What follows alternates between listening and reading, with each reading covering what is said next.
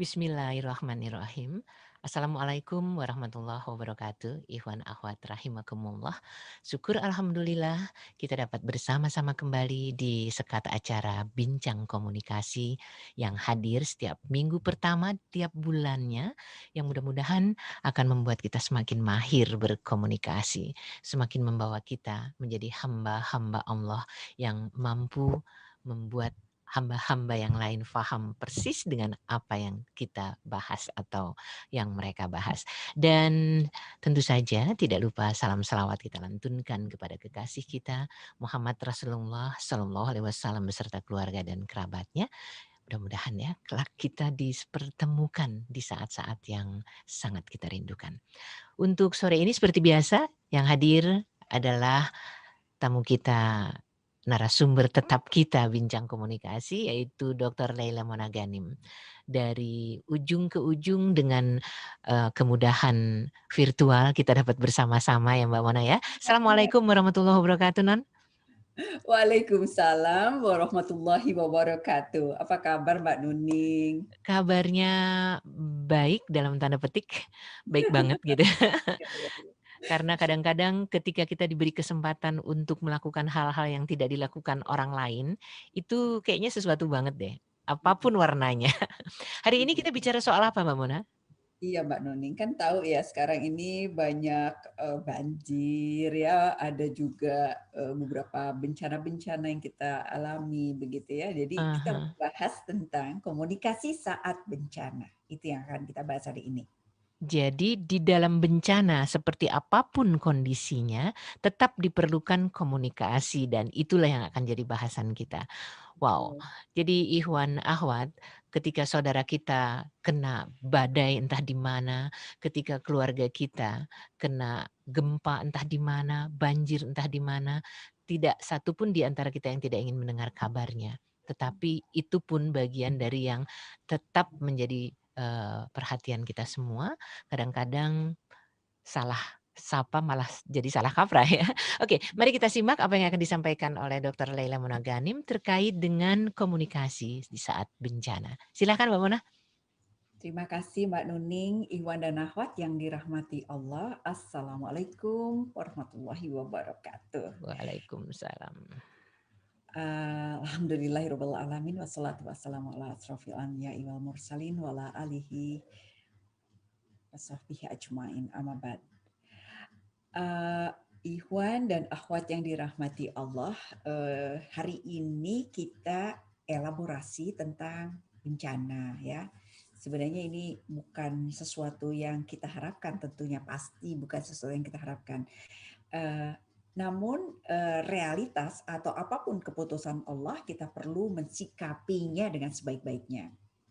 Beberapa saat yang lalu, kira-kira 2 bulan yang lalu kalau nggak salah tuh, saya bantuin sharing ya dengan teman-teman terkait dengan bagaimana sih sikap kita terhadap bencana begitu ya, teman-teman di BNPB.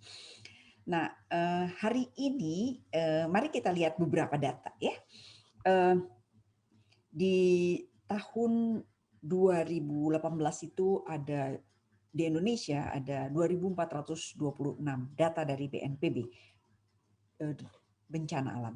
2019 tidak kurang dari 3.700.000-an bencana alam ya. Mhm. Bisa jadi kebakaran, hutan, lahan, longsor, puting beliung, kekeringan, banjir, abrasi dan lain sebagainya. Di Desember 2020 itu akhir Desember 2020 dicatat sebanyak 2.929 bencana alam. Nah, jadi memang alhamdulillah di bawah dari tahun sebelumnya ya 2019 ya. Mudah-mudahan tahun ini semakin berkurang bencananya atau insya Allah tidak ada Mhm. lagi. Gitu ya. Kita tahu Indonesia ini riskan gitu ya, karenanya sampai sudah ada undang-undangnya yang khusus ngebahas tentang gimana sih cara nanggulangin bencana. Kalau kita klasifikasikan bencana itu karena bencana alam tuh misalnya gempa bumi, letusan, gunung berapi, Mmm, tsunami, kemudian kekeringan, longsor, kebakaran hutan, kemudian angin topan dan sebagainya. Ada juga bencana yang non alam, misalnya gagal teknologi, wabah penyakit kayak sekarang ini gitu ya. Kemudian bencana karena manusia itu juga mhm. lain-lain lagi ya, konflik sosial dan lain sebagainya. Kita tidak akan membahas tentang itu. Yang kita bahas spesifik tentang bencana alam gitu ya. Eee, Kemudian, bencana alam itu bagaimana sih di Indonesia? Terutama di Indonesia ini kalau kita lihat kita wilayah geografis, di antara 2 benua, kemudian ada lintasan, khatulistiwa ya, rawan tuh gitu ya untuk, wilayah kita ini rawan terhadap bencana. Jadi kita ada di apa ya, pertemuan 3 lempengan tektonik gitu ya, di 3 lempengan, eee, tektonik dunia bahkan ya. Kemudian juga di, apa namanya, kita adalah pertemuan dari 3 sistem, pegunungan misalnya ya. Kemudian juga kita punya sungai yang besar, kecil, jumlahnya cukup banyak, bahkan ada yang menyebut 500, 30%-nya melintasi wilayah padat manusia gitu ya, padat penduduk. Kemudian juga ruang wilayah juga masih masih memang challenge untuk di Indonesia ya, karena masih belum terlalu tertib. Kemudian juga, dan lain sebagainya. Jadi, Indonesia kalau boleh dibilang negara yang cukup rawan terhadap bencana, karenanya, kita perlu punya kemampuan untuk, menghadapinya begitu ya, beradaptasi atau mengantisipasi begitu ya. Eee, Kenapa sih bahasan ini bahasan komunikasi? Karena ketika ada bencana ketidakpastian tinggi gitu ya. Jadi dengan komunikasi mengurangi ketidakpastian. Nah, kalau kita lihat, di, Al-Qur'an juga ada bahasan tentang bencana alam gitu ya. Mhm. Seperti misalnya banjir bandang ya, di dalam surat Al-Qur'an, kemudian waktu zaman Nabi Nuh, kemudian hujan batu, kemudian gempa bumi dan lain sebagainya, itu juga dibahas di Mmm. Al-Qur'an ya. Nah, eee, kita lihat pada saat-saat bencana itu banyak sekali peristiwa-peristiwa gitu ya, peristiwa peristiwa yang mungkin humanis juga gitu ya. Peristiwa inspiratif, peristiwa sedih, peristiwa heroik, peristiwa duka, terus bagaimana bertahan hidup, banyak sekali cerita-cerita. Dari cerita-cerita itu kita juga bisa membayangkan atau kita bisa belajar sesuatu. Saat ini, tadi pagi aja hujan ini Mbak Iya Doli, betul. eee eee eee, sahabat saya dari Jawa Tengah, dari Semarang ya, nelepon bilang, "Aduh ini lagi banjir di rumahnya," gitu ya. Airnya tuh difotoin gitu ya, divideoin. Mhm. Saya ingat betul ini challenging bener. Jadi bagaimana kita mensikapi ya, kemarin juga ada, gunung dan lain sebagainya gitu ya. Nah, eee, hambatan hambatan di dalam komunikasi. Jadi ketika kita berkomunikasi salah satunya hambatannya adalah cuaca, gitu ya. Mhm. Eee eee, Banyak kegalauan ketika ada bencana, ya. Bencana banjir, apa saja bencana tadi gitu ya. Karena sekali lagi semua butuh kepastian. Mereka cari informasi gitu ya. Mhm. Eee, Bagaimana supaya ketidakpastian itu berkurang, kita perlu melakukan serangkaian upaya. Misalnya kita ngecek jalannya kalau banjir ya, Mhm. terus, nggak langsung juga berangkat, kemudian pastiin lihat, bagaimana informasi, apa, informasi bencana, informasi GPS dan lain sebagainya gitu. Jadi kita perlu melakukan upaya-upaya, apalagi sekarang ini banyakan diminta di rumah begitu ya. Mhm. Nah, eee, informasi bencana biasanya pada saat bencana cenderungnya itu simpang siur, karenanya sekali lagi informasi itu penting sekali dan perlu ada komunikasi yang baik gitu ya. Saya berikan contoh, ini sekian tahun lalu ya, ketika ada gempa bumi di Palu gitu ya, tahun 2005, itu benar-benar orang tuh kalang kabut. Pastinya pada saat bencana orang bingung ya, "Aku kemana, aku ngapain?" dan lain sebagainya. berteriak-teriak, orang misalnya ada orang bilang misalnya ya tentang air misalnya ya, ada banjir. Orang teriak, wah makin bingung, makin heboh, kemana arahnya dan lain sebagainya gitu ya. Barang-barang disiapin dan lain sebagainya. Kemudian, pada saat bencana kita bisa melihat bagaimana, eee kadang-kadang tanpa ada informasi, ujug-ujug ada bencana, iya kan? Kadang-kadang Mhm. kita tidak bisa atau, sistemnya, teknologi apa ya, kecerdasan manusia belum mampu misalnya memprediksi potensi tersebut misalnya. Kan, sudah ada teknologi-teknologi seperti di, apa namanya, meteorologi dan geofisika untuk mengecek cuaca dan lain sebagainya, tetapi ada yang unpredicted begitu ya.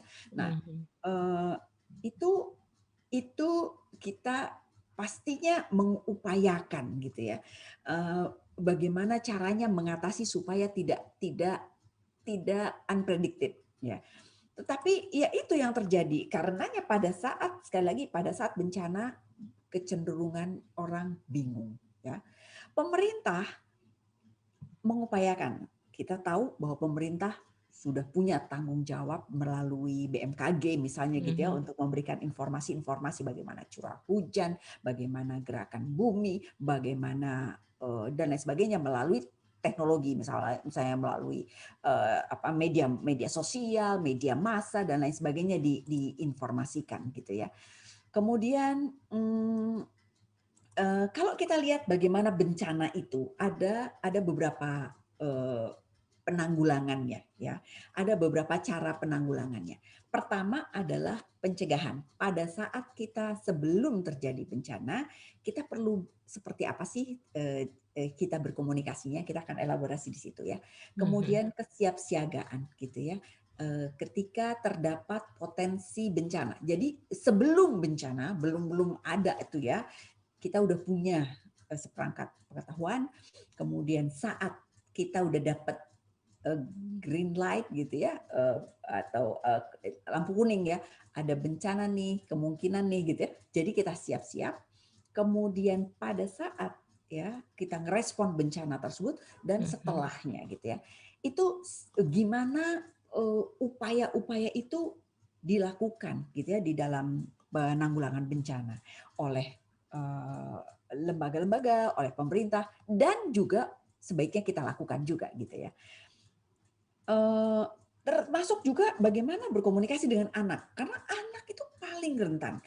Mereka belum bisa menyelamatkan diri sendiri, jadi peluang untuk menjadi korban akan menjadi lebih besar. Di mana itu letaknya? Di dalam mitigasi, terutama di dalam mitigasi, di dalam sebelum terjadi gitu ya, sebagai informasi. Kadang-kadang kita kenapa kok kesannya ujuk-ujuk nih gitu ya. Kenapa ujuk-ujuk nih? Karena kita tidak pernah mempersiapkan diri bahwa di dalam kehidupan kita ada juga loh sesuatu yang tidak kita harapkan, tetapi ada, datanya ada. Jumlah sekian ribu per tahun itu bukti bahwa ada di sekitar kita. Itulah yang perlu kita punya kemampuan untuk menguasai apa namanya, informasi-informasi tersebut begitu ya dan bagaimana menanganinya. Jadi, eee eee, apa yang terjadi pada anak gitu ya, misalnya keluarga kita tidak punya pengetahuan yang cukup terkait dengan bagaimana persiapannya kalau ada bencana. Implikasinya terutama anak, anak itu paling berpeluang menjadi korban yang paling besar, bisa jadi traumatik fisik, psikis, dan juga, apalagi pada saat dia, kehilangan ya orang Mhm. tua gitu ya. Jadi, keluarga dapat mengatasi bencana, dapat membantu untuk mengatasi bencana, menyediakan, apa namanya, informasi-informasi yang dibutuhkan, mengajari, mempersiapkan diri ya, dan, apa namanya, mengatasinya pada saat reaksi, pada saat sebelum terjadi ya, sebagai pengetahuan pertama, kemudian ketika sudah ada berita-berita akan terjadi, dan pada saat terjadi dan setelahnya gitu. Itu bagus kalau kita bisa mensikapi gitu ya, memiliki pengetahuan, memiliki kemampuan untuk menyampaikan, hal itu. Beberapa beberapa catatan yang bisa kita lihat bahwa, eee,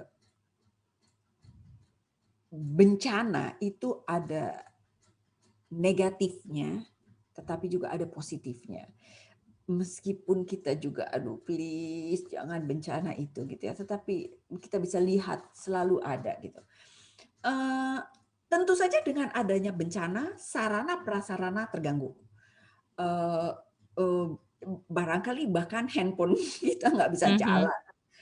Barangkali, alat alat telekomunikasi kita nggak bisa jalan gitu ya, alat transportasi kita nggak bisa jalan, aksesnya nggak bisa jalan, harta jadi masalah, benda, jiwa, gangguan aktivitas, gangguan perekonomian, itu tidak mudah untuk kita, apa ya, kita terima, tetapi ya itu realitasnya.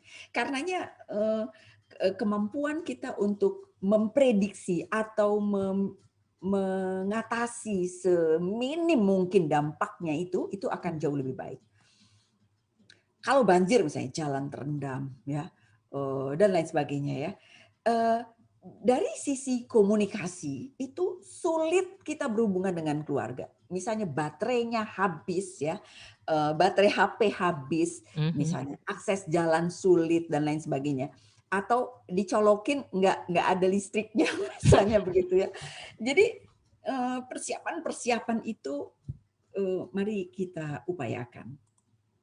Ada dampak positif juga. Ini perlu kebesaran hati untuk bisa, melihat dampak tersebut gitu ya. Dampak positif adalah lebih sadar bahwa Allah itu maha kuasa.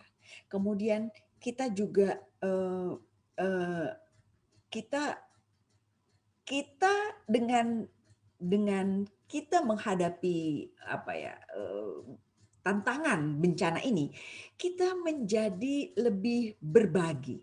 Kita menjadi rasa kita secara feeling menjadi lebih terasah gitu ya. Mhm. Ini besar sekali pembelajaran luar biasa yang tadinya lulu gue jadi iya ya saling tolong menolong, kohesivitasnya menjadi tinggi, makin peduli, makin kenal satu sama lain. Kita tahu bagaimana organisasi-organisasi mulai memikirkan bagaimana berbagi, bagaimana mengumpulkan, berbagi dan lain sebagainya, mencari akses untuk membantu atau menghubungkan antara antara individu, keluarga-keluarga atau orang-orang dengan, orang yang sedang mengalami bencana. Jadi kerjasama, warga di RT makin kuat, seperti yang tadi, kita klasifikasikan. Bukan ini bencana non alam misalnya seperti Covid misalnya begitu ya, Mhm. masyarakat bisa saling bantu, tetangga dan lain sebagainya mikirin, "Iya ya kita kasih ini, bawain ini, untuk ini, kita kumpulin dana," dan lain sebagainya. Jadi, ternyata ada dampak reflektif besar terhadap adanya bencana itu. Kita jadi lebih sadar, harus, apa namanya, percaya ada sunatullah, kita jadi berpikir gimana caranya untuk tidak merusak lingkungan gitu ya. Mhm. Itu itu juga bentuk komunikasi dalam diri kita sendiri, eee, ketika kita bisa, memaknai bencana ini dengan sebaik-baiknya. Kemudian bagaimana komunikasi dengan orang lain begitu ya, Mhm. kita akan bisa lebih, antisipatif ya terhadap bencana. Kemudian, di antaranya misalnya mitigasi. Kita dengar, ada beberapa wilayah di Indonesia memberlakukan misalnya ya, misalnya, ganjil genap misalnya begitu, atau pembatasan kendaraan misalnya begitu. Itu kan untuk meminimalisir adanya masalah-masalah lebih lanjut lagi. Jadi penjagaan, eee, apa, yang dilakukan itu lebih lebih besar gitu ya. Situasi ketika tidak terjadi bencana atau pada saat terjadi bencana dengan cara-cara yang dilakukan itu di antaranya pemerintah membuat membuat keputusan-keputusan. Nah, eee, ini informasi atau keputusan pemerintah ini perlu dikomunikasikan, perlu di-sharing-kan kepada masyarakat supaya masyarakat tahu, supaya masyarakat lebih lebih sadar. Seperti, di sehari-hari yang kita dengar, di Mhm. daerah rumah saya itu tiap hari ada orang yang pakai kendaraan, pakai toa kasih tahu tentang, protokol kesehatan, mengingatkan kembali apa-apa yang perlu dilakukan. Itu juga kan mengkomunikasikan bagaimana kita mengantisipasi atau bereaksi, merespon. Bagi yang sudah kena barangkali itu adalah, bagaimana merespon itu. Bagi yang belum, bagaimana mengantisipasi dirinya. Nah, sebagai individu, yang perlu kita lakukan adalah pertama cari tahu terhadap, eee, apa yang terjadi di dalam bencana itu. Misalnya dari media massa, media sosial, dari teman, dari saudara, cari tahu. Kemudian kita juga bisa ngingat kembali pengalaman kita gitu ya, Mhm. pengalaman-pengalaman sebelumnya. Kadang-kadang kita lupa, kenapa kok terjadi lagi sesuatu yang kita tidak memprediksi begitu, padahal sebenarnya kita punya pengalaman gitu. Dulu pernah kok ada kejadian ini, kita tidak melakukan misalnya ya, surat-surat nggak disimpan di tempat yang, cukup tinggi, misalnya lagi banjir, Mhm. cukup tinggi yang membuat kita jadi, secure gitu ya secara, legalisasi, dokumentasi dan lain sebagainya gitu. Itu kan penting sekali. Nah, karenanya kita perlu cari tahu, dan kita juga bisa belajar dari pengalaman-pengalaman kita. Eee, Misalnya tentang banjir, apa yang perlu dilakukan sebelum banjir, pada saat banjir, setelah banjir, bagaimana, sikap-sikap kita dan lain sebagainya. Mhm. Mitigasi, juga bisa kita lakukan, apa namanya, dengan deteksi-deteksi dini gitu ya. Ada anak SMA Mbak Nuning yang Mhm. kreatif dia bikin peringatan sebelum diterjang banjir gitu ya, ada alat dia bikin, dia bikin alatnya nih, informasinya. Kemudian di BMKG seperti yang tadi ya. Kemudian, BMKG misalnya ngasih ngasih informasi, "Ini di tinggi air di Katulampa," kalau di Jakarta ya, Mhm. eee segini misalnya, ini informasinya potensinya banjir atau misalnya ada, gempa, potensi, apa namanya, tsunami atau tidak dan lain sebagainya. Kemudian kita juga perlu rajin menyimak informasi potensi-potensinya, misalnya ya dari media dan lain sebagainya. Dan kita perlu hati-hati terhadap hoax. Karenanya bisa jadi pada saat, situasi uncertain ini, nggak pasti ini, pada saat situasi-situasi, eee, bencana atau, dengar ada bencana, yang lain belum terjadi bencana, itu Mhm. informasinya bertumpuk-tumpuk gitu ya, atau, kita tidak tahu nih benar apa enggak nih. Jadi perlu cari dari sumber-sumber yang benar gitu ya. Waspadai hoax karena cukup banyak, jadi cari sumber yang kredibel. Kemudian ada lagi informasi terkait dengan bencana yang sebenarnya mungkin tidak terlalu mudah untuk kita peroleh ya, tetapi ini jadi refleksi juga mungkin untuk di daerah-daerah mungkin banyak ya. Atau kalau sensitivitas kita ini, ternyata, eee, apa namanya, hewan-hewan itu punya, informasi deteksi dini bencana gitu. Eee, karena, hewan punya sensitivitas atas perubahan bencana dibandingkan manusia gitu ya. Eee, dia bisa mendeteksi ini akan ada bencana. Akibatnya mereka punya kesempatan untuk menyelamatkan diri lebih daripada manusia. Mhm. Eee, Sensitivitas dari binatang itu kita bisa temukan di dalam komunikasi yang alamiah gitu ya. Misalnya katak. Katak pada saat banjir misalnya ya, itu katak itu, dia bisa memprediksi bakal datangnya bencana alam, eee, di antaranya banjir, gempa bumi gitu ya, Mhm. Kemudian dia juga bisa merasakan perubahan kimia dari air tanah gitu ya, dengan tanda-tanda yang dia rasakan. Jadi kita juga bisa ngelihat kalau misalnya katak itu bereaksi tertentu, kita Mhm. perlu eee, melihat, "Oh iya ya, barangkali ada sesuatu," gitu. Jadi, eee, kita Mereka punya belajar insting juga ya? dia punya insting juga. Jadi ketika kita melihat ada reaksi-reaksi dari binatang-binatang tertentu yang sebenarnya tidak biasa kita lihat, kita bisa belajar dari mereka gitu. Kita bisa membaca itu sebagai deteksi dini. Ada seorang ilmuwan biologi, dia meneliti katak. Dia meyakini bahwa katak melarikan diri ke daratan yang lebih tinggi, Mhm. eee, setidaknya mereka merasa aman gitu ya, dari kejatuhan bebatuan, dari longsor, dari banjir gitu. Cerdas kan?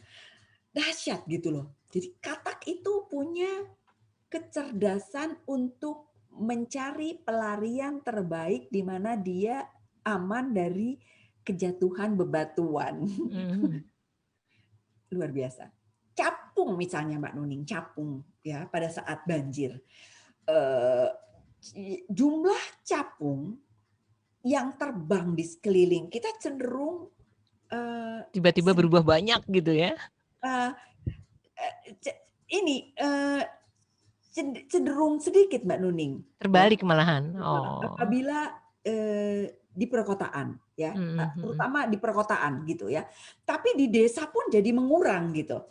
Buat Mhm yang mhm. tinggal di dekat sungai atau danau gitu ya, capung sering terbang di sekeliling rumah.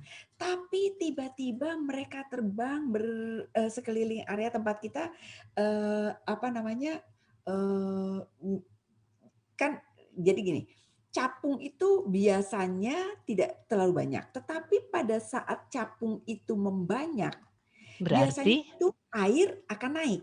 aha. Air laut naik atau air sungai meluap naik, efeknya bisa jadi banjir.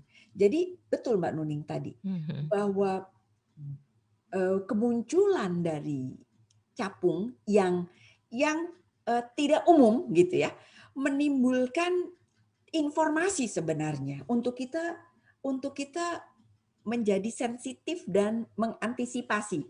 Jadi Mhm. dengan, apa, hewan-hewan di sekeliling kita yang tiba-tiba muncul, kita juga bisa belajar sesuatu. Lele misalnya, Jadi ini alam kita berbicara ya? Heeh, Lele gimana Lele? heeh, eee, ini kucing kucing dulu deh, kucing. Oke. Kucing bisa memprediksi bencana alam. Dia mengevakuasi bayinya gitu. Dibawa Dievakuasi, ho ho. iya, dibawa dulu bayinya. Ini research dari International Journal ya, Mhm. dari apa namanya, Environmental Research Public Health. Jadi dia menganalisa dengan hati-hati tentang bagaimana sikap kucing ketika bencana. Jadi, mungkin insting orang tua kucing terhadap anaknya gitu. Anjing misalnya ya, memprediksi perubahan cuaca ekstrim. Reaksinya dia menggigil dan gemetar ya. Sebelum terjadi badai petir misalnya ya, anjing punya sensitivitas indera perasa yang 10.000 kali lebih kuat dibandingkan manusia. Jadi Mhm. bayangin coba, dia punya kemampuan mencium suhu udara, mencium, situasi, kemudian, suhu udara yang berubah, gempa, badai, gempa bumi gitu ya. Ini ada research dari pengamat, hewan piaraan ya di Amerika. Rata-rata, hanya 5% pemilik kehilangan anjing, setiap hari itu, Mhm. eee 5% pemilik kehilangan anjing peliharaan mereka.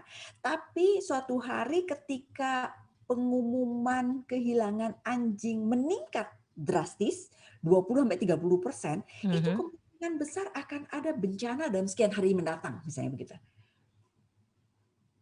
Jadi anjing sudah tahu sebelumnya, jadi dia akhirnya jadi kabur, menyelamatkan diri gitu. Iya.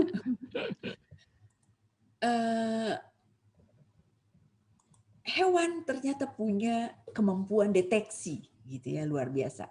Gajah misalnya Mbak Nuning ya, Mhm, seminggu sebelum Krakatau meletus itu ada sirkus ini dari salah satu, catatan yang saya baca ya, mhm, ada sirkus Lampung yang punya gajah kecil.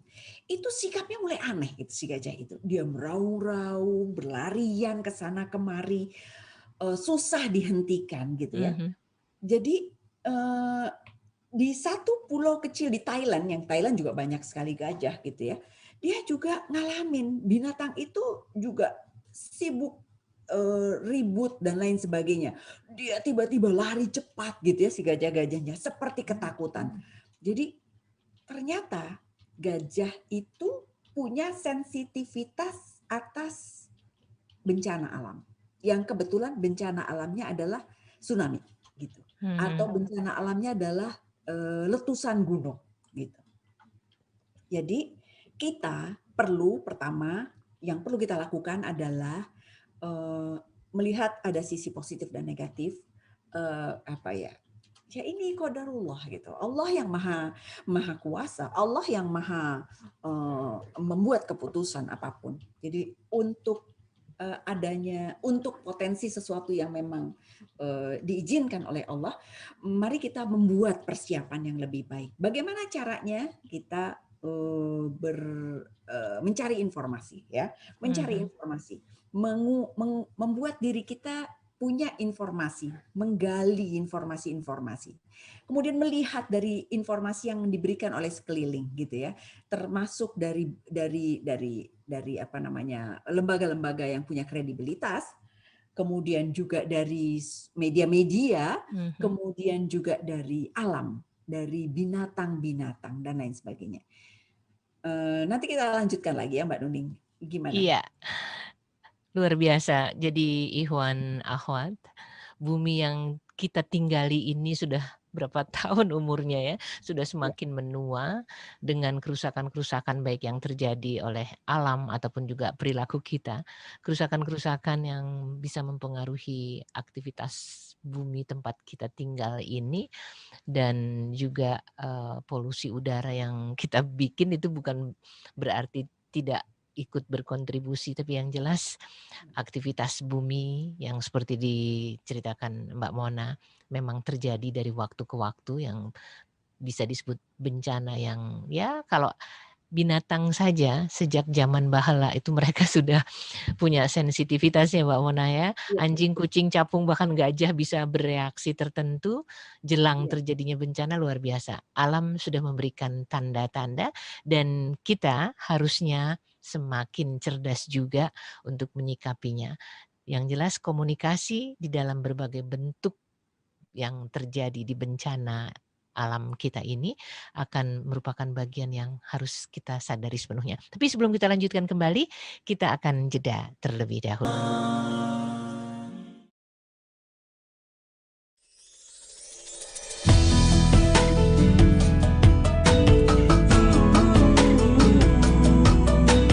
Brasil TV.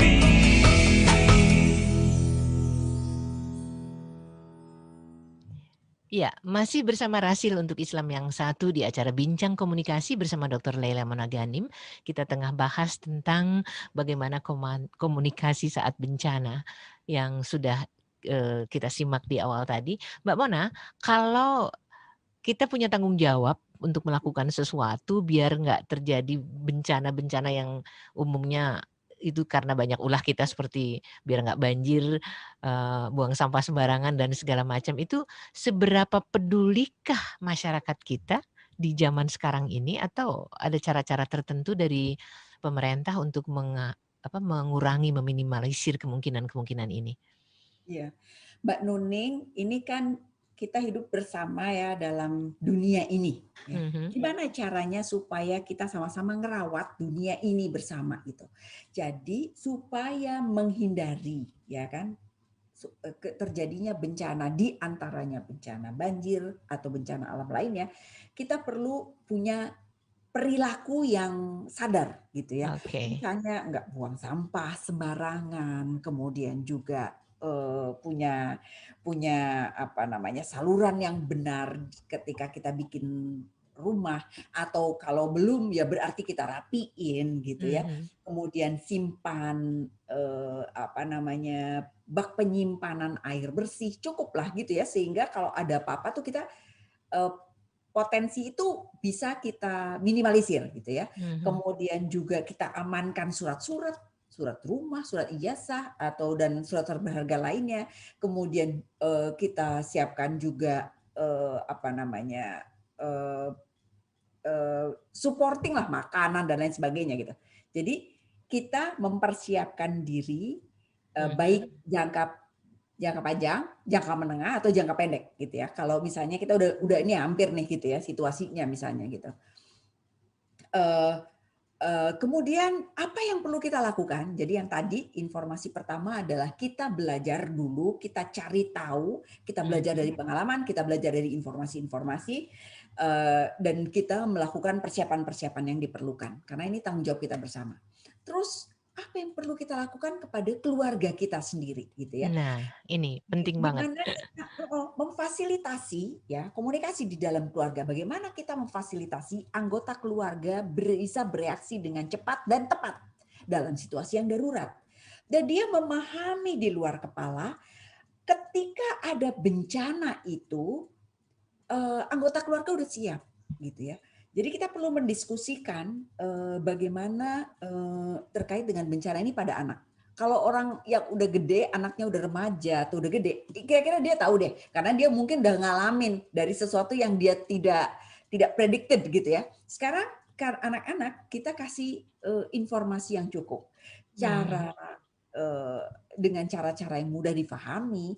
Jadi anak-anak bisa tahu apa yang dia perlu lakukan. Kenapa kenapa orang tua itu penting untuk menyampaikan atau juga guru ya, Mhm. terutama orang tua, karena mereka adalah orang yang dipercaya begitu ya. Mereka orang yang punya pengaruh gitu. Jadi kalau orang tua nganggap udahlah saya aja nyiapin semua gitu ya. Nanti dia cuma dikasih tahu reaksinya atau ngikutin gitu ya, itu akan lebih menyulitkan dibandingkan dia dimodalin Mhm. informasi, dimodalin strategi cara-caranya sehingga semuanya bisa berkontribusi.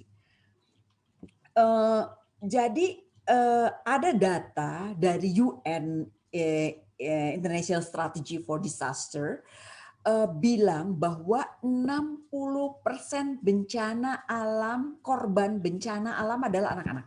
Jadi Mhm. memang perlu persiapan yang cukup untuk anak-anak dalam menghadapi bencana. Eh, jadi persiapan itu karena orang tua bisa jadi cenderung panik pada saat bencana ya. Mhm. Dia saving pikirannya kemana-mana, apalagi kalau kalau nggak balik lagi tadi komunikasi bencana itu penting supaya orang tuh punya persiapan Mbak Nunin, karena di dalam hidup kita ada juga seperti itu. Iya. Nah kalau orang tua oke, saya udah ngerti gitu ya si orang tua tadi ya, karena dia mau punya persiapan. Tapi dia nggak ngasih tahu ke anak-anaknya.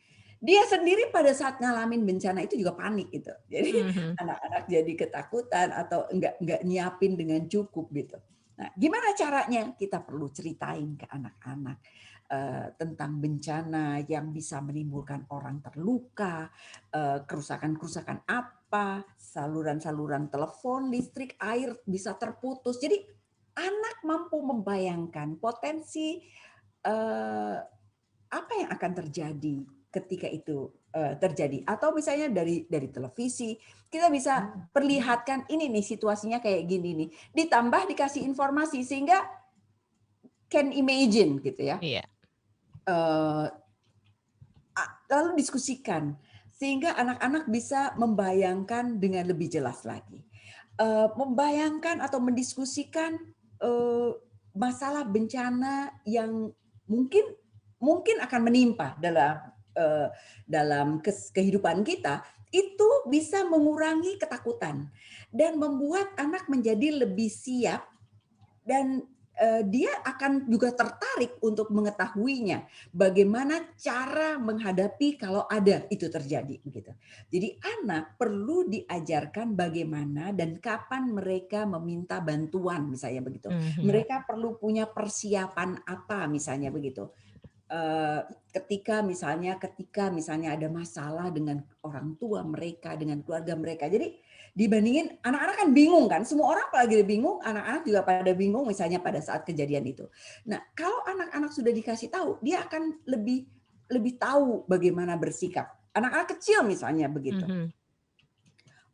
Ajak anak-anak misalnya punya catatan misalnya ya, kalau ada telepon darurat itu kemana teleponnya gitu ya. Mhm. Kemudian juga siapa lingkungan kita, oh si ini saudaranya ini atau tetangganya ini, karena kan ketika bencana kan yang paling dekat adalah eh, tetangga kita begitu Mbak Nuning ya. Mhm. Eh, Orang tua perlu menjelaskan kepada anak ketika tahu apa yang terjadi dan bagaimana latihannya. Misalnya gempa, dia hidup di lingkungan yang banyak gempa gitu ya. Dia harus ngajarin cara menghadapi pada saat gempa, perilakunya ada di mana di segitiga safety atau juga pada saat banjir. Ketika saya kecil dulu saya tinggal di tempat yang cukup sering banjir, Mbak Nuning. Mhm. Saya ingat sekarang ini ya. Belajar berenang nggak dulu? Eee, tapi saya ingat saya nggak ada tuh mitigasi, pelajaran tentang apa sih yang perlu kita lakukan. Jadi kalau ada Mhm. ya seru-seruan aja gitu. Jadi nggak ada informasi itu ya jadi menghadapi saja begitu. Yang Mhm. sibuk ya orang tua yang nyiapin ini dan lain sebagainya gitu. Terus, saya ingat, saya pernah, luka di kepala Mbak Nuning, Mhm. jatuh gara-gara kepleset pada saat, banjir, pada saat banjir. Jadi, Iya. geblak gitu ya. Karena lari-lari dan lain sebagainya. Jadi memang, eee, apa ya, sensitivitas anak-anak kan riang gitu ya, jadinya, Betul. cuek aja gitu. Nah, itu yang perlu kemudian bagaimana P3K dan sebagainya kita perlu persiapkan juga, di rumah ya. Ceritakan pada anak bahwa saat bencana mereka juga bisa kok dibantu sama orang lain gitu ya. Jadi, siapa saja yang boleh ngebantu misalnya. Misalnya ada misalnya mentok-mentok ya, ada Mhm. petugas bencana, ada polisi, ada palang merah, ada tetangga, ada guru misalnya, ada terutama tetangga ya, atau dan lain sebagainya. Ini situasi yang ekstrim misalnya ya, kan kita juga ada situasi itu gitu. Bagaimana menghubungi anggota keluarga kalau terpisah dan lain sebagainya. Jadi, saat kejadian, eee, sebelum kejadian, apa yang perlu dilakukan. Kita juga bisa belajar dari media massa, Mbak Nuning ya, dari Mhm. media massa, dengan lingkungan-lingkungan kita lah gitu ya. Dengan, media massa kita bisa belajar bagaimana cara-caranya kalau kita nggak tahu, atau juga misalnya di lingkungan kita ada diskusi dengan tetangga-tetangga apa yang perlu kita lakukan. Kan sekarang ini kita punya WhatsApp group ya. Mhm. Justru kohesivitas di RT itu menjadi lebih tinggi dengan adanya grup, Grup WA, grup WA atau grup, sosial media lainnya, Telegram dan lain sebagainya. Mungkin WA sebentar lagi udah lenyap lagi gitu ya.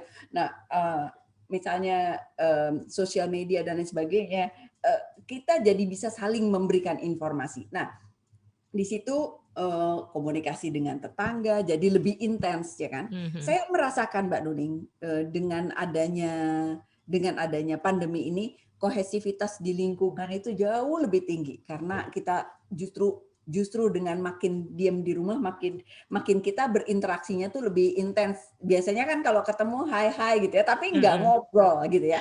Ini bisa ngobrol karena ada grup gitu. Nah, itu juga bisa kita kita lakukan. Siapa tetangga, kita juga bisa saling berbagi, siapa tetangga yang ahli, misalnya siapa dokter di lingkungan kita, siapa perawat, siapa tenaga kesehatan, siapa polisi, kira-kira bantuan apa yang bisa si ini tuh mampu membantu apa gitu ya. Kita diskusikan di dalam lingkungan kita, bagaimana kalau butuh dukungan. Nah, itu pun kita sampaikan kepada Mhm. anak-anak kita. Ketika kita bisa memprediksi ini bahaya nih, situasinya nih bisa jadi uncontrol. Kalau masih bisa dikontrol kira-kira ya kita bisa kerjakan sendiri gitu. Tetapi dalam situasi tertentu kita perlu mempersiapkannya dengan sebaik-baiknya gitu. Kesiapan anak itu perlu kita siapkan.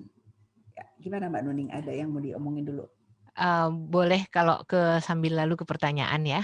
Boleh Mbak. Oke, ini pertanyaannya soal surat-surat penting, Iya. Mbak Nuning, Mbak Mona, itu sebaiknya diletakkan di dalam tempat yang aman dari air dan api, tapi seperti apa ya? Dan kalau keluarga harus tahu nyimpennya di mana, berarti diumumkan gitu. Anak-anak, ini Iya. barang penting yang kalau mama sama papa nggak ada di rumah, kalian mesti selamatkan kalau terjadi sesuatu. Begitukah? Atau mungkin ada gagasan lain? Terima Iya. kasih. Ya. Iya. Terima kasih sharingnya ya, karena ini membuat kita jadi lebih perhatian atas isu itu. Mhm. Jadi memang kita perlu punya pertimbangan-pertimbangan yang baik gitu ya. Di mana nyimpennya, di mana yang aman. Kalau misalnya potensinya adalah potensi banjir, berarti jangan diletak di bawah atau di laci yang kira-kira berpotensi. Tapi kalau misalnya potensinya kalau kebakaran kan mungkin kita nggak bisa prediksi gitu ya, Mhm. kecuali sistem saluran listriknya emang kacau gitu ya. Iya iya. Potensi itu ada gitu ya. Tapi dalam situasi yang ini kalau banjir, lingkungan geografisnya berpotensi gempa, potensi itu ada gitu. Berarti kita perlu mempersiapkan diri gitu. Jadi di mana letaknya? Ya carilah yang mana yang paling aman. Saya ingat ya di rumah saya juga lalu dipikir gitu, ketika sudah mulai ada kecenderungan, ada berita-berita seperti itu, wah mulai dipikir lagi di mana nih letaknya nih dan lain Surat-surat sebagainya. penting jadiin satu. Bikin satu, disimpan, dikasih tahu atau yang kita merasa benar ini aman gitu ya. Mhm.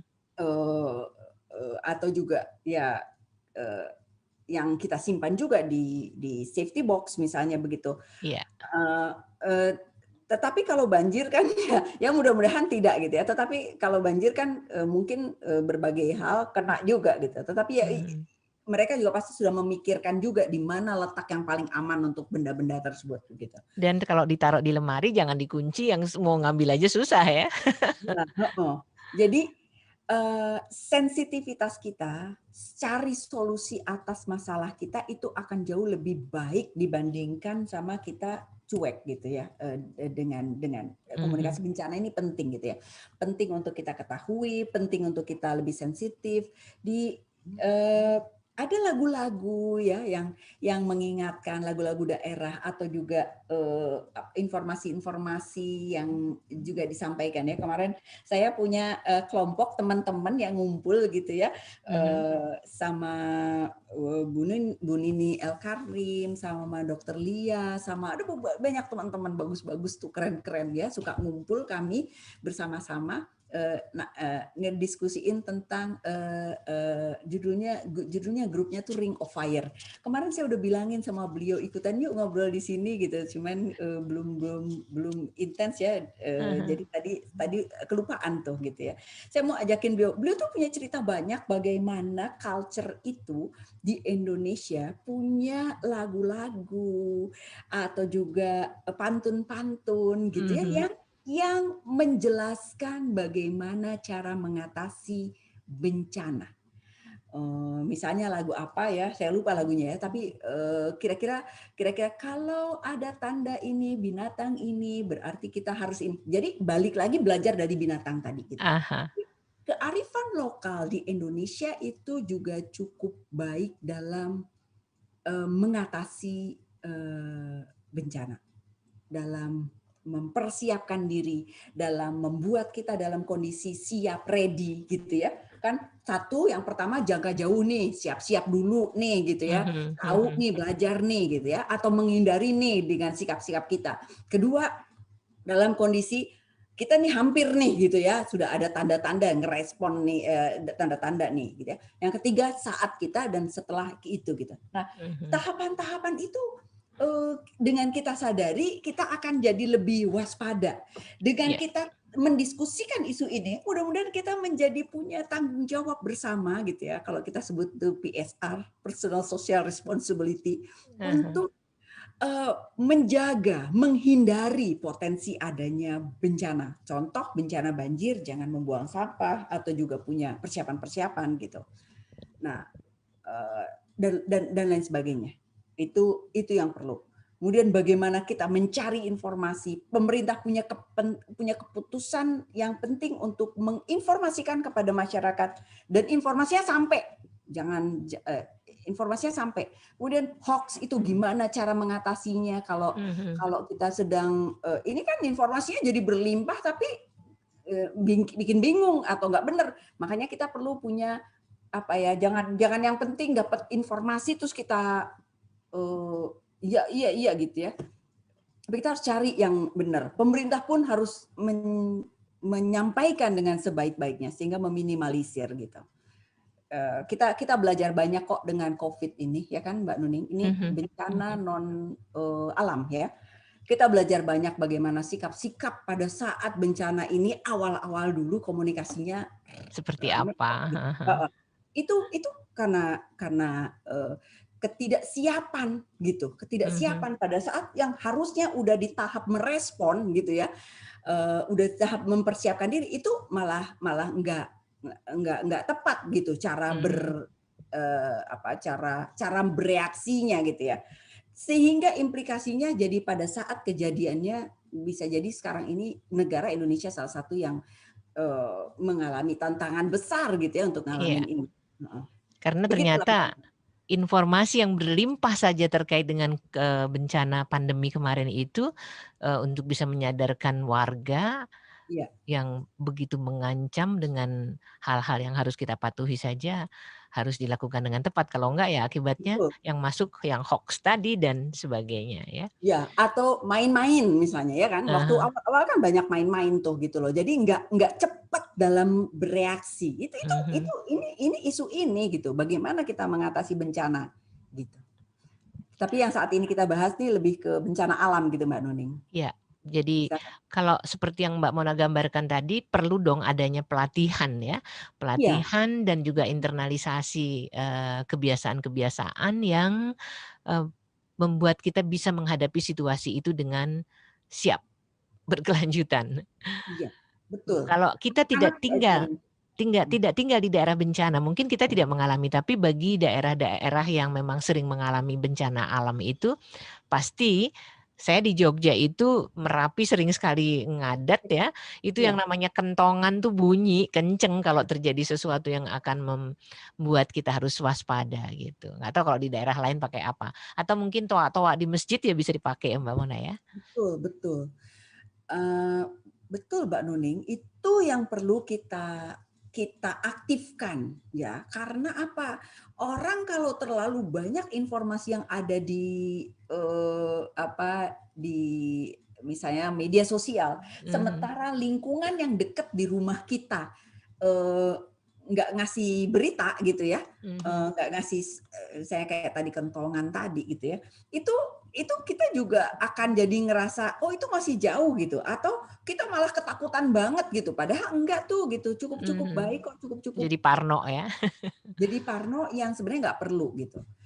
Tetapi saya juga mau mengingatkan Mbak Nuning, Mhm. Indonesia tadi kan beritanya tuh segini nih, ribuan nih gitu loh, dan sudah diprediksi bahwa kondisi Indonesia yang ada di letak tadi, letak geografis tadi, Mhm. selain keindahan yang luar biasa, tapi juga punya potensi untuk rawan bencana gitu. Iya.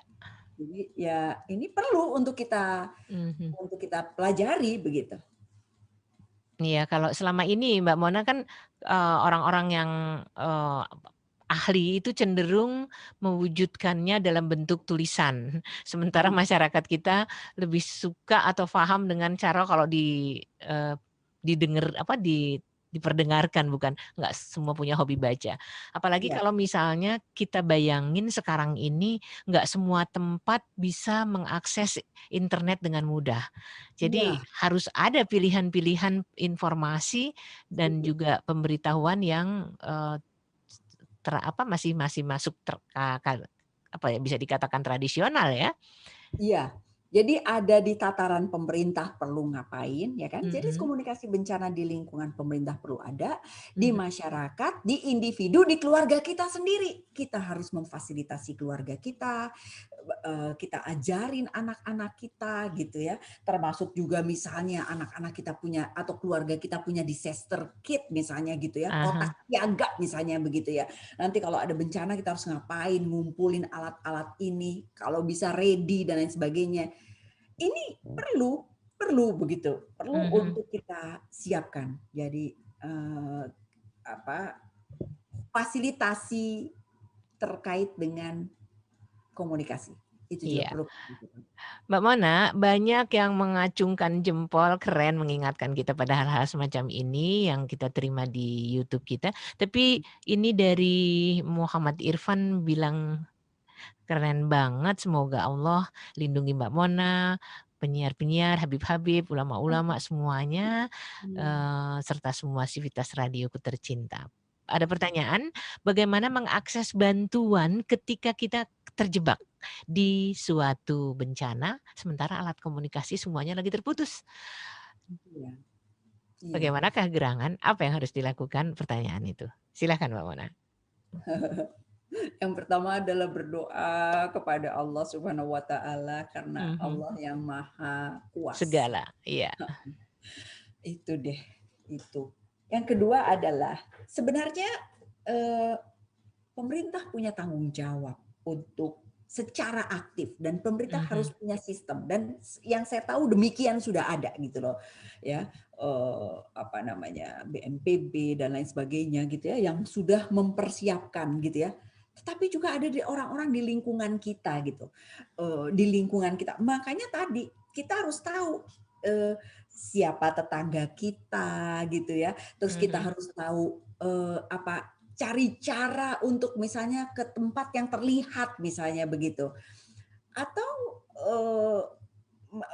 secara aktif membunyikan sesuatu yang membuat kita mendapat perhatian misalnya begitu. mhm, Ya kan? Jadi kita perlu cari jadi, kita yang misalnya ya, insya Allah tidak ya, kita yang atau orang tersebut yang misalnya sedang mengalami bencana, dia harus secara aktif menginformasikan dengan berbagai cara gitu ya, dengan segala kesederhanaan yang dia miliki, misalnya keterbatasan, gadget nggak ada sinyal dan lain sebagainya, dia harus cari cara, tetapi juga pemerintah atau juga warga sekitar punya mhm, tanggung jawab karena mereka juga punya list kok. Warga itu kan makanya komunikasi di lingkungan itu penting Mbak Nuning, karena kita tuh dikenal sama lingkungan kita gitu loh. mhm, Jadi mhm, siapa sih orang yang paling, apa ya, paling cepat membantu? Saudara kita jauh misalnya gitu, ya sulit gitu, tapi lingkungan, tetangga dan lain sebagainya. mhm, Dengan komunikasi yang baik dengan mereka, komunikasi tetangga yang baik dengan mereka, implikasinya adalah mereka akan ngecek kok siapa nih yang terdampak nih, siapa mhm. nih yang belum ketemu orangnya nih gitu. Ini memungkinkan. Terus misalnya anak ini keleleran sendiri misalnya begitu ya, Ah, dia kan jadi tahu, kalau enggak anak-anak kan suka bingung kan Mbak Nuning, iya, pernah ngedenger nggak? Atau mungkin kita semua pernah denger ya, orang lagi anak-anak lagi di jalan terus bingung gitu ya ngapain, ngerti nggak? mhm, Anak yang smart dia akan, "Oke, berarti saya nih harus ke polisi nih," ya kan? iya, Dia akan cari tuh polisi atau, "Oh berarti saya nih harus, cari RT nih," gitu ya. Dia mhm, akan ngomong atau dia cari, orang yang kira-kira dia bisa percaya nih, siapa nih, nggak siapa aja, ya kan? Nah, dengan kemampuan seperti itu kan kita menjaga keluarga kita, mengkomunikasikan kepada lingkungan kita di apa, bagaimana supaya tidak panik, eee mhm, eee eee, sikap, apa ya, kalau lagi panik oke, caranya nenangin diri oke, saya harus pinter nih cara solusinya nih ngadepin ini. Nah, si anak itu perlu difasilitasi dengan informasi-informasi seperti itu gitu. Mhm. Terkait dengan anak nih Mbak Mona ada bukan informasi ya, tapi Iya. Mhm. lampu mati berjam-jam, anak Mhm. harus tahu how to do-nya kan. Saya ngajarin bagaimana ngidupin lampu teplok, kemudian juga lilin, tapi, dengan cara yang aman, diketawain sama teman-teman. Tapi faktanya kan memang bingung ya kalau gelap. Kalau Iya. gelap, kalau ngidupin teplok. Teplok tahu nggak sih Mbak Mona Ya, orang? tahu tahu tahu. Tahu, lampu Zaman dulu kita lampu ya. lampu minyak tanah gitu ya. Tapi kalau banjir gimana dong persiapannya? Kayaknya kami akan pindah ke daerah yang sungainya sering meluap. Oh, oh, di Jakarta Ya deket Allah. Pondok Gede ya katanya, apa iya nggak tahu juga deh. Gimana mempersiapkan anak-anak kalau misalnya banjir? Naik ke lantai 2, kalau punya lantai Iya. 2, kalau enggak gimana? Iya. Jadi yang pertama tadi yang tentang itu ya, kita Lampu harus mati, heeh. ada apa ya, semacam simulasi gitu Mbak Nuning. Kita udah tahu nih potensinya ada kayak begini, berarti harus ada simulasi di dalam keluarga kita sehingga menjadi, apa ya, tidak galau gitu ya, menjadi, tidak panik, kemudian tidak berdampak traumatis kepada Mhm, anak gitu ya. Dia tahu bagaimana bereaksi. Yang kayak tadi tuh, lampu mati, berarti mentok-mentok ya kan, kalau sekarang kan ada, apa ya, lampu yang langsung nyala gitu ya, sekarang udah banyak juga ya, yang heeh. langsung, kalau lampu mati dia langsung nyala misalnya begitu. Ada Yang nggak kok punya? gitu ya, Kalau yang yang nggak nggak punya punya ya gimana? pakai misalnya tadi yang templok tadi, ya ajarin itu gitu loh, Tetep ya? Heeh. ajarin itu, heeh. Justru, kan apa ya, namanya defensive strategy ya, Iya. apa, Ah survival hah. survival, strategi mempertahankan diri sendiri ya kan. Saya punya temen tuh keren banget ya, dia bilang, dia ajarin anak-anaknya Mbak Nuning, Mhm, bagaimana, hidup di hutan gitu ya Mbak Nuning, ini sampai ekstrimnya kayak gitu ya. mhm. Itu survival strategy. Bagaimana hidup di hutan, makan seadanya, nggak ada apa-apa, nggak bawa apa-apa, cari makan dan dia harus mampu beradaptasi dengan hutan, dengan alam, dia Mhm. harus pikir makan apa dan lain sebagainya. Kayak pramuka tapi rumah sendiri gitu. Jadi Saking mhm, dicoba ya? Yuk kita coba keren ya kan? Sabtu Minggu besok nggak ada apa-apaan di rumah gitu. Iya, itu bagus banget. Jadi itu yang dilakukan, untuk, survival tadi. Lalu yang kedua tadi Mbak Nuning kalau apa, banjir ya? Mhm. Iya, ya itu tadi, anak-anak misalnya lagi banjir ya, makanya dengan kita kasih pelajaran nih, anak nih jadi mikir, "Oh iya berarti saya harus naik nih," gitu ya. Atau Mhm, kalau naik mentok-mentoknya apa, misalnya begitu, ya kan. mhm, Kita harus kasih pelajaran bagaimana si anak ini, punya punya, apa ya, langkah-langkah yang perlu mereka lakukan kalau mereka menghadapi ini, gitu. Misalnya yang, anak itu harus ke mana, ke rumah siapa misalnya gitu, mhm, yang lebih tinggi misalnya begitu. Kalau ya kan kalau orang tuanya masih masih ada dan bisa bisa menemani mereka. Tetapi jika dalam situasi yang sangat ekstrim misalnya gitu ya, dia harus ke mana, atau dia naik ke mana gitu ya. Itu mhm, kalau anak-anak nggak ngerti kan bisa saja misalnya dia pegang apa tuh, pegang listrik misalnya ya, mhm. ada apa, kena kena saluran listrik misalnya begitu. Itu juga berbahaya atau nyalain apa. Pengetahuan Jadi itu kan simulasi nih Mbak Mona harusnya kita lakukan ya? simulasi. Iya, simulasi Mbak Nggak Nuding. cuman diceritain doang, tapi ayo kita kerjain umpamanya gitu, seolah-olah ya. Sesuatu sesuatu Mhm, yang misalnya kita sudah memprediksi nih Mbak Nuding ya.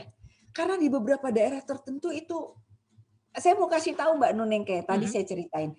Dulu waktu saya kecil, saya tinggal di daerah yang banjir berkali-kali nih. mhm, Setahun berapa kali banjirnya gitu loh. mhm, Nih saya punya teman Mbak Nuning, sekarang ini dia tinggal di daerah yang setahun berapa kali banjir. Jakarta loh Mbak Nuning ya, mhm, certain daerah.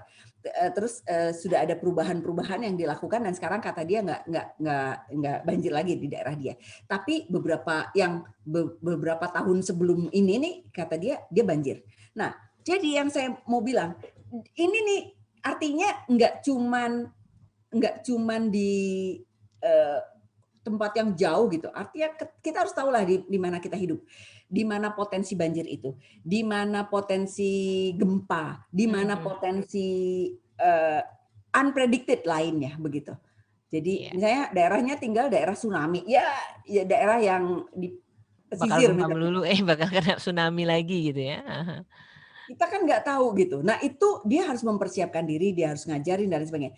Tetapi kan kita sendiri kita juga tahu, oh iya ya ternyata daerah sekarang ini cukup banyak kok kejadian-kejadian yang kita tidak bayangkan. Longsor misalnya, ya kan? Kalau longsor Mhm, daerah-daerah yang di sana ya, yang daerah-daerah yang banyak itu ya gitu ya. Atau gempa misalnya, unpredicted gempa. Berarti iya. kita harus kayak gimana gitu loh. Kalau Pokoknya banjir persiapan peranya itu yang penting ya, kalau kita ada di daerah iya, bencana. Mbak Mona, ini ada Mbak Hani yang mau berbagi cerita. iya. Jadi, alhamdulillah sebagai warga Jakarta beberapa tahun yang lalu, saya biasa langganan banjir, sering punya kolam renang dadakan. Tapi setelah bersama warga sekitar rumah melakukan pengerukan untuk got, mengerukan saluran gorong-gorong yang juga dilakukan Pemprov itu alhamdulillah saat ini sudah bebas banjir. Meskipun hujan deras kayak apapun. Yang jelas membuang sampah harus disiplin dan nggak boleh sembarangan. Nah ini ya kesadaran tadi ya. Ya begitulah. Ada Iya. upaya pasti ada hasilnya juga. Mbak Mona tadi kalau nggak salah BNPB mencatat berapa? 2000 lebih ya bencana Iya, alam terjadi di Indonesia dari 2018 yang lalu itu. iya. Nah, Datanya itu BNPB, Badan Nasional Penanggulangan Bencana yang terakhir 2020 tanggal heeh, 29 Desember itu berapa? hampir 3.000, 2.929 bencana alam. Masya Allah. Dan korban meninggalnya entah berapa ribu ya. Sementara yang mengungsi entah jutaan juga. Ada datanya. Tapi seperti yang barusan Mbak Hani ceritakan, kalau kita hand in hand dengan tetangga kiri kanan, kemudian ada bantuan juga dari Pemprov untuk mendukung kegiatan kita, insya Allah tidak terlalu berkepanjangan ya. Apalagi Betul. dengan kesadaran nggak buang sampah sembarangan. Iya. Oke, Bisa kemudian atau eh, sudah?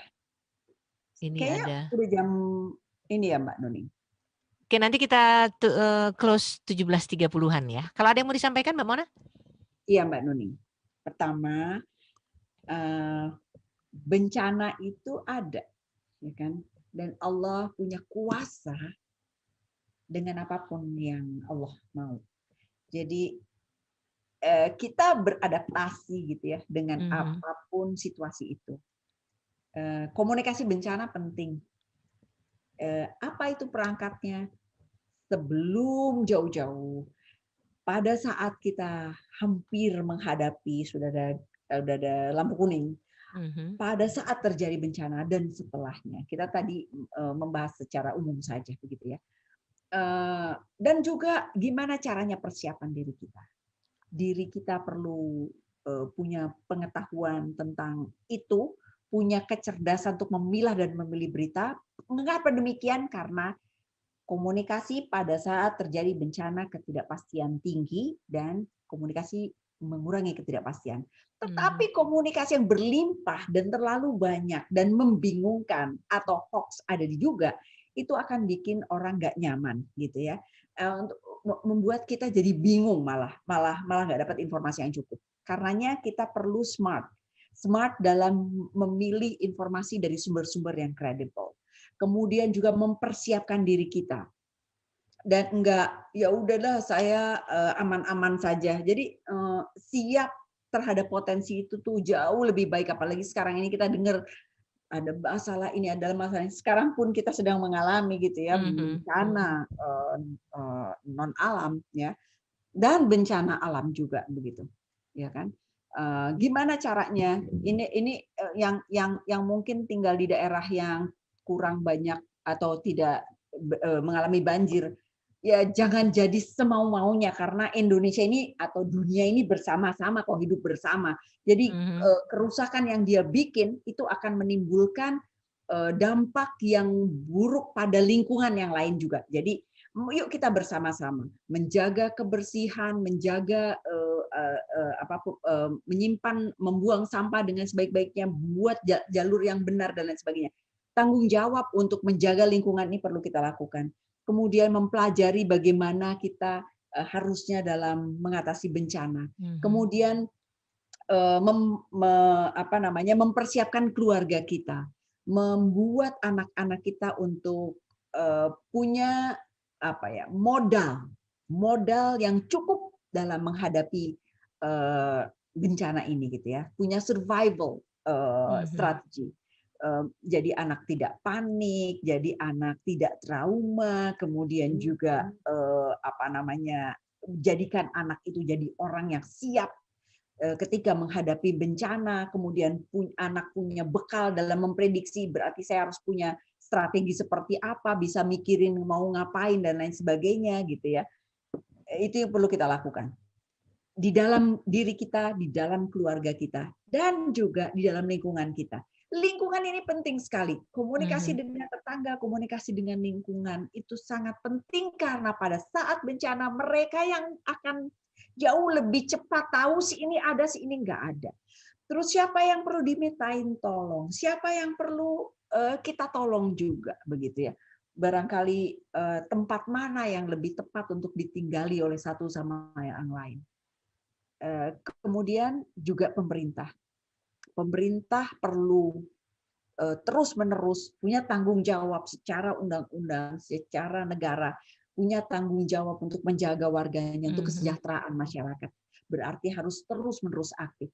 Terus-menerus aktif memberikan upaya-upaya menghindari dan juga mengkomunikasikannya. Karenanya pemerintah juga harus update terus dengan tepat, memilah dan memilih di mana masyarakat ini supaya dapat informasi yang benar.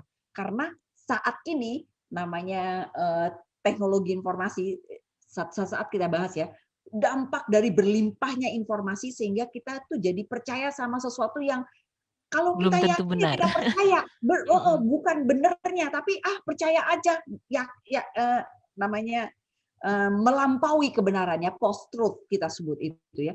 Suatu saat kita akan bahas itu ya, bahwa Mhm. itu tuh juga berbahaya. Karenanya kemampuan kita untuk bisa smart dalam mengkonsumsi informasi atau juga bikin informasi untuk lingkungan kita itu juga perlu kita tingkatkan.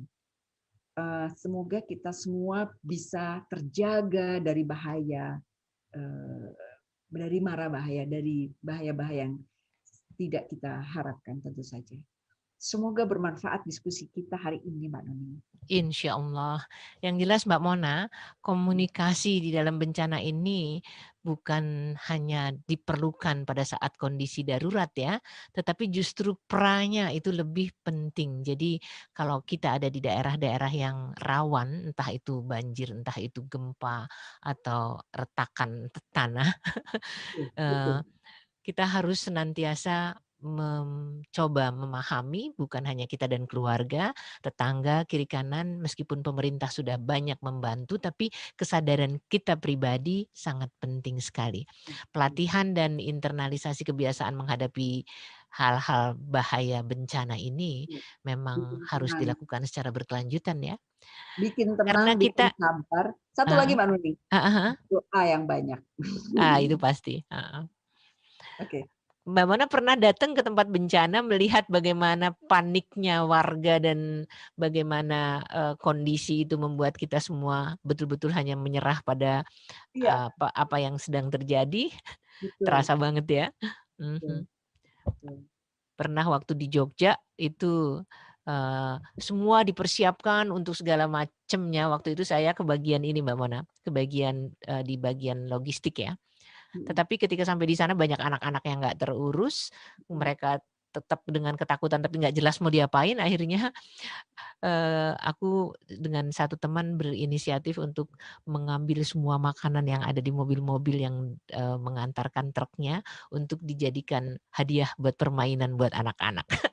Ini terasa sekali seperti yang tadi Mbak Mona bilang bahwa 60% bencana alam itu korbannya biasanya anak-anak, itu memang betul sekali. Anak-anak harus dibekali persiapan, bahkan ketika itu sedang terjadi pun mereka rasanya, eee, gimana ya, bingung nggak jelas mau ngapain juga gitu. iya. Oke Mbak Mona mungkin ada yang bisa ditambahkan? Kita masih punya waktu 3 4 menit. Enggak, Mbak Nuning, sudah itu saja. Ah. Eee, Insya Allah kita semua dilindungi oleh Allah Subhanahu wa taala. Amin amin. Terima kasih, Mbak Terima Nuning. kasih sekali lagi Mbak Mona, juga teman-teman ikhwan akhwat yang berada bersama-sama baik di Rasil TV, di YouTube ya, dan juga informasi, menyenangkan bahwa acara ini, membuat kita sadar terima kasih banyak, tapi karena bisa jadi kita nggak ada di daerah bencana ya tidak banyak yang bisa kita ungkapkan. Sekali lagi Mbak Mona terima kasih banyak seperti yang tadi Mbak Mona janjikan next mungkin kita bicara soal yang itu tadi, dan untuk ikhwan akhwat rahimakumullah, insyaallah kita dan anak-anak meskipun tidak berharap tapi siap menghadapi apapun yang terjadi ketika alam berbicara lain. Terima kasih, billahi taufiq wal hidayah. Wassalamualaikum warahmatullahi wabarakatuh.